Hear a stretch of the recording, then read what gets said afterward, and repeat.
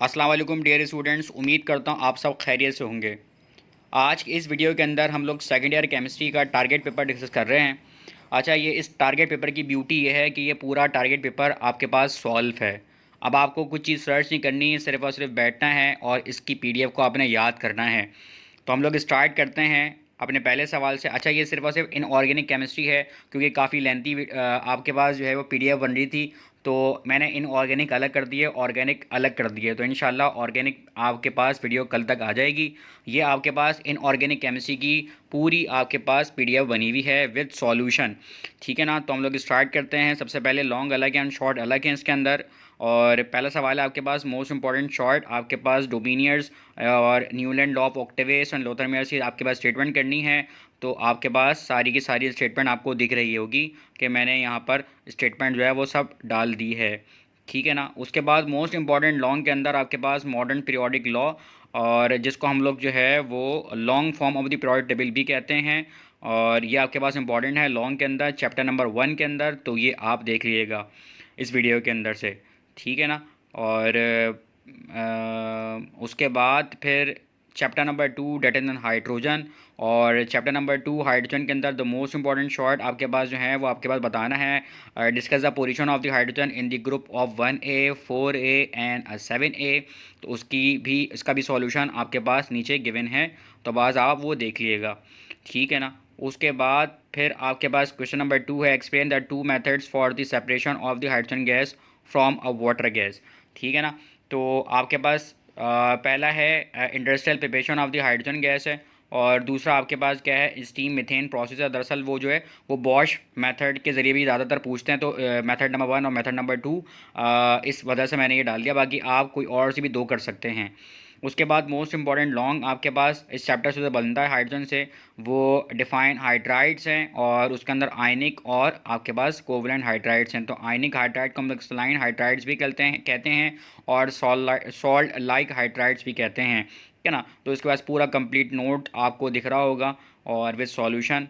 तो अब आपको कोई परेशान होने वाली बात नहीं है, कुछ चीज़ सर्च करनी है, कुछ चीज़ सर्च नहीं करनी, बस आपने डायरेक्ट बस उसकी पीडीएफ को याद करना है।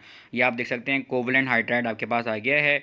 और इस तरीके से आपके पास चैप्टर नंबर 2 भी दी एंड होता है। Chapter number 3 that is an s block element. S block element के अंदर मोस्ट इंपॉर्टेंट शॉर्ट जो आपके पास वो आपके पास Downs cell extraction of the sodium by Downs cell with diagram, और ये आपके पास इंपॉर्टेंट सवाल है। इंपॉर्टेंट लॉन्ग जो है वो आपके पास वो है explain the production of the NaOH and chlorine gas by the Castner Kellner cell. तो वो आपके पास आ गया Castner Kellner cell with diagram आपके पास आ गई है। तो ये आपके पास डायग्राम भी आ गई। ठीक है ना। ये आपके पास डायग्राम आ गई है। ठीक है। और फिर आपके पास चैप्टर नंबर 4 है that is an p block element. P block element के द मोस्ट इंपॉर्टेंट शॉर्ट आपके पास हैं chemical preparation and chemical properties of the boric acid. तो बोरिक एसिड की आपके पास ये प्रिपरेशन आ गई है और ये इसकी केमिकल प्रॉपर्टीज़ आ गई हैं। ठीक है। अच्छा, ये केमिकल प्रॉपर्टीज़ आ गई हैं उसकी। अच्छा, ये केमिकल प्रॉपर्टीज़ आ गई हैं उसकी। उसके बाद फिर आपका एक्वारीजिया आपके पास सवाल है जो कि इंपॉर्टेंट है। Question number 2 how does a gold dissolve in, ये आपके पास सॉल्यूशन के अंदर है। उसके बाद लेड पिगमेंट का आपके पास वो लिखना था, नोट लिखना है। तो ये नोट पूरा लेड पिगमेंट का, लेड पिगमेंट की इक्वेशंस काफ़ी इंपॉर्टेंट होती हैं, तो आपने वो सारी करनी है। मैंने यहाँ पे सारी दे दी हैं, तो बस आप उन्हें देख लेना है। उसके बाद मोस्ट इंपॉर्टेंट लॉन्ग जब आपके पास वो आपके पास नाइट्रिक एसिड की प्रिपरेशन है बाय द ऑस्वाल्ड प्रोसेस, तो विद डायग्राम, तो वो आपके साथ विद डायग्राम जो मैं यहाँ पे शेयर कर रहा हूँ। ठीक है। उसके बाद फिर आपके पास एक्सट्रैक्शन ऑफ द एल्युमिनियम का सवाल है, और बॉक्साइट और ferric oxide explain the production of the 99.9% of the pure aluminum metal using the bauxite ore containing the impurities of FeO3 and Al2O3। तो आपके पास एक्सट्रैक्शन ऑफ द एल्युमिनियम का सवाल आपके पास गिवन है। और इसी तरीके से आपके पास chapter number 5 D block element के अंदर द मोस्ट इंपॉर्टेंट शॉर्ट आपके पास है। नंबर 1 आपके पास corrosion and its prevention, tin plating और सिल्वरिंग ऑफ द मिरर।